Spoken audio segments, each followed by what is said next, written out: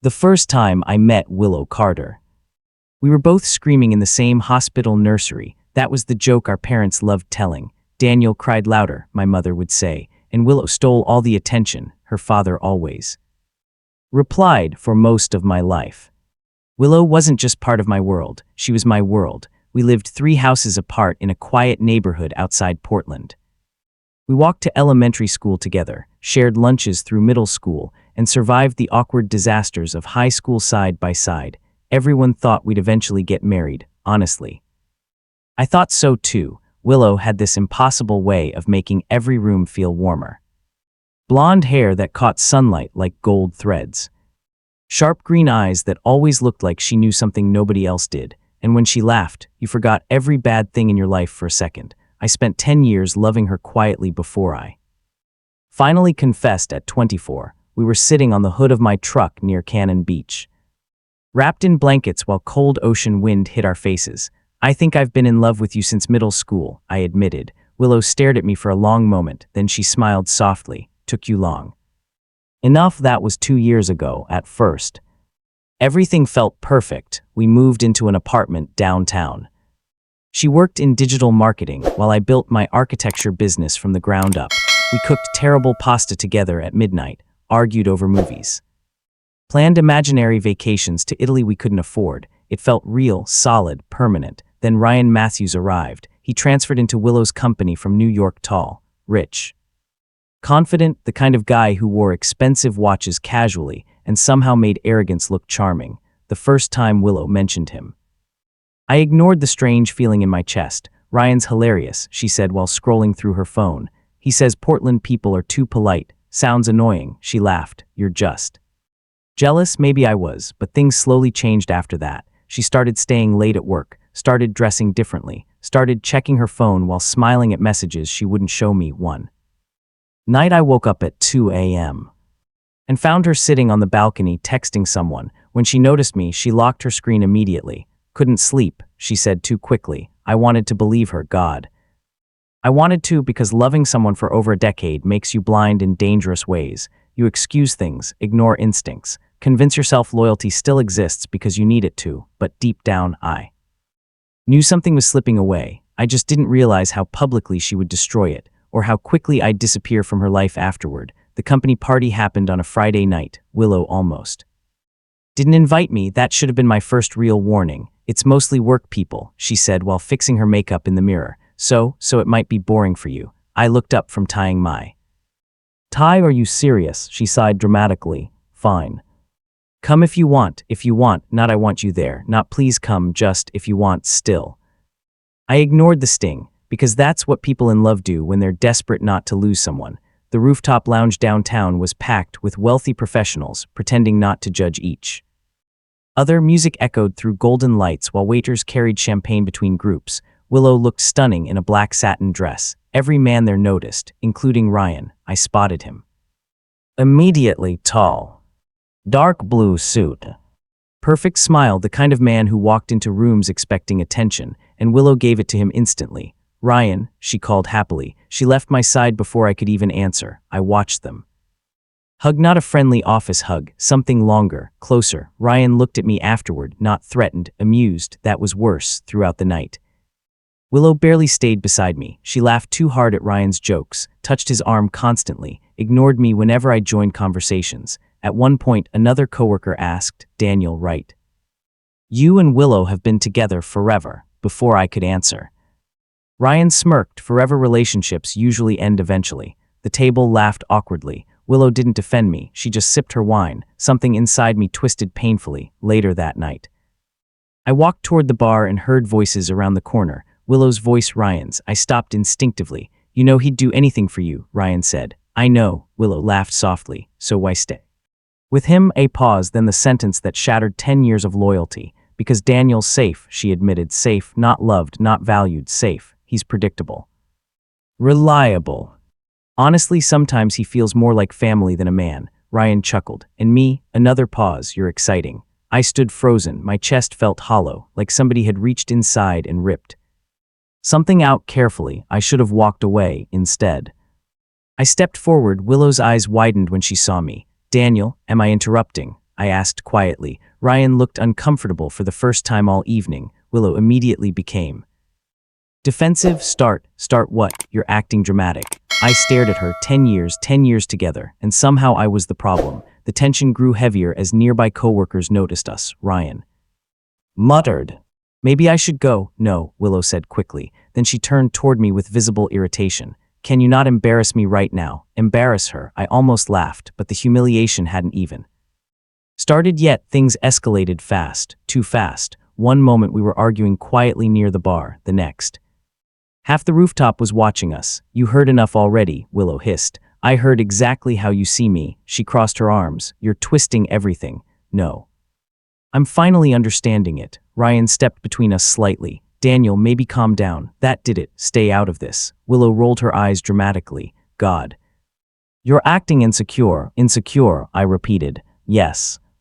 Ryan's just a coworker." I looked directly at her. "Then why do you sound more worried about him than me?" Her face hardened instantly. The room around us became silent, and then she said the words I'll never forget, "because at least he acts like a real man." The sentence hit harder than anything physical could have. I saw people glance at each other uncomfortably. Even Ryan looked surprised, but Willow wasn't finished. "You've been clingy for months, Daniel.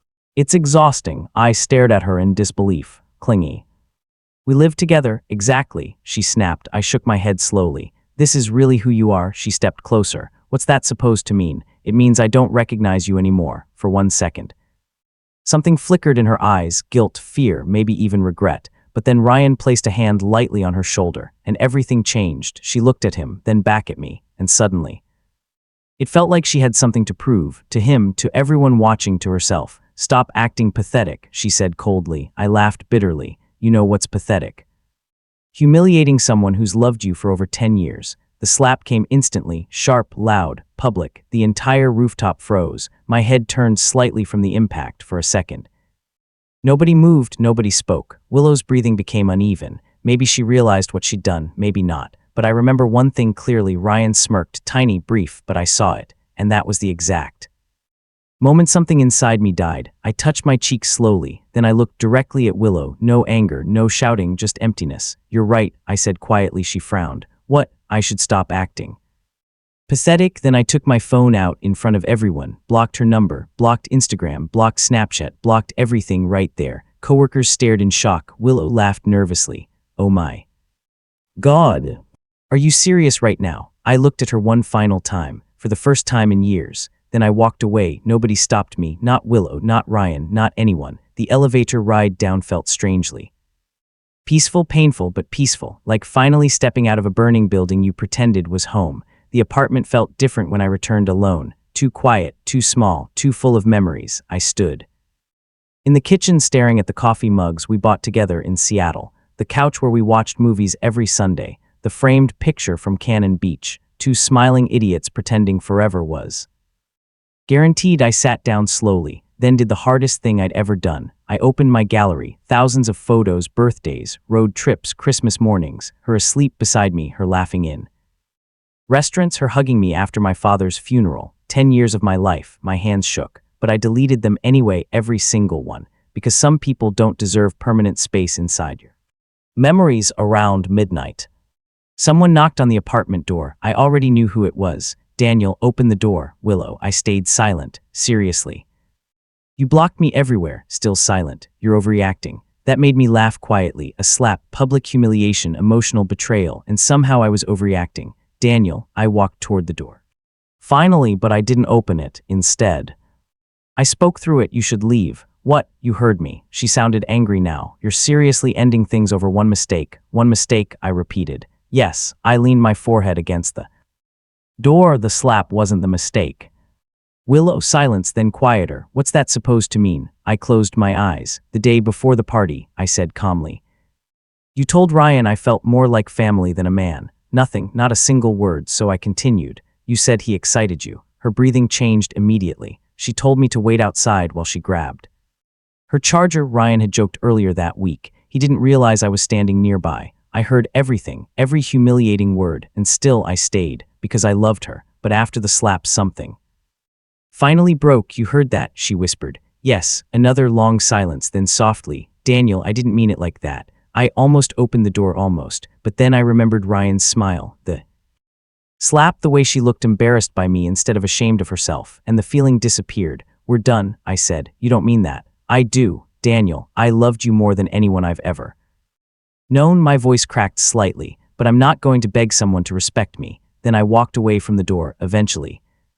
Her footsteps disappeared too, and for the first time in 10 years, Willow Carter no longer existed in my life. The next few weeks were brutal. Not dramatic movie heartbreak, not screaming, not drinking, just emptiness, the kind that sneaks up on you during ordinary moments, passing her favorite cereal at the grocery store, hearing songs she loved, reaching for your phone before remembering.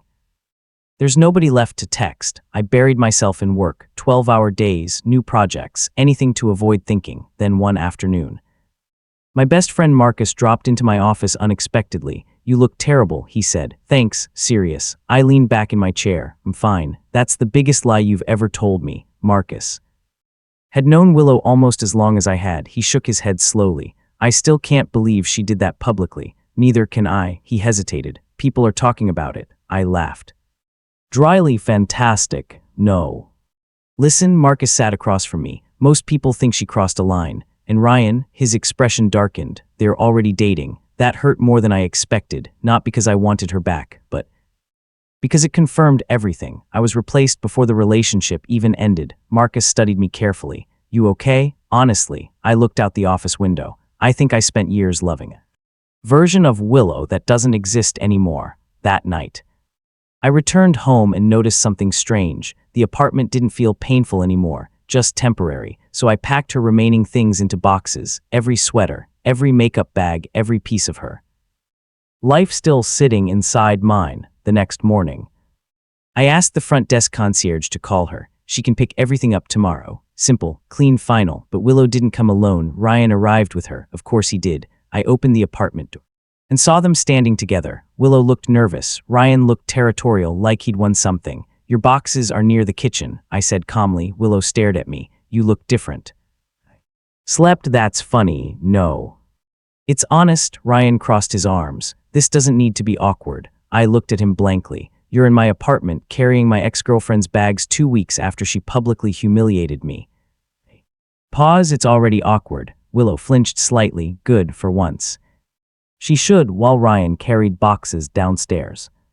Willow lingered near the doorway, like she wanted to say something, or maybe undo something impossible. Finally she spoke. You really blocked me everywhere. Yes, I emailed you 3 times. No, you read them. No, that seemed to hurt her. Interesting, because Willow had always assumed I'd stay, always assumed my love guaranteed forgiveness. She walked farther into the apartment. Slowly, everyone thinks you hate me now. I folded my arms. Do you? Her eyes searched mine. I don't know. I thought carefully before answering. No. I don't hate you. Then why are you acting like this? Because loving someone doesn't mean accepting disrespect. She looked down. I made a mistake. You made choices. That silence hit harder outside the window. Portland rain covered the streets in silver reflections. Willow spoke again quietly. You really would have married me, wouldn't you? The question caught me off guard. Probably. Her lips trembled slightly. I used to think that made me powerful. And now I think I ruined the only person who actually loved me. For a second. Old emotions threatened to return. 10 years doesn't disappear easily. But then I remembered something important. Regret after consequences isn't the same as loyalty before betrayal. Ryan walked back. Inside, we got everything. Willow wiped her face quickly. He looked between us suspiciously. You ready? She nodded slowly. Then she looked at me one last time. I never thought you'd leave. I opened the door. That was your first mistake. After they left, I stood alone in the empty apartment, and surprisingly, I felt lighter, not healed, but free. The following months changed my life. I accepted a major architecture contract in Chicago, moved cities, bought a condo overlooking the river, started rebuilding myself piece by piece. No relationship, no emotional chaos, just peace. Then one evening, nearly 8 months later, Marcus called unexpectedly. You sitting down? Why, Willow and Ryan broke up. I felt nothing, which shocked me. Oh, that's it. What am I supposed to say? Marcus laughed. She apparently found out he was seeing 2 other women. I leaned back quietly, somehow.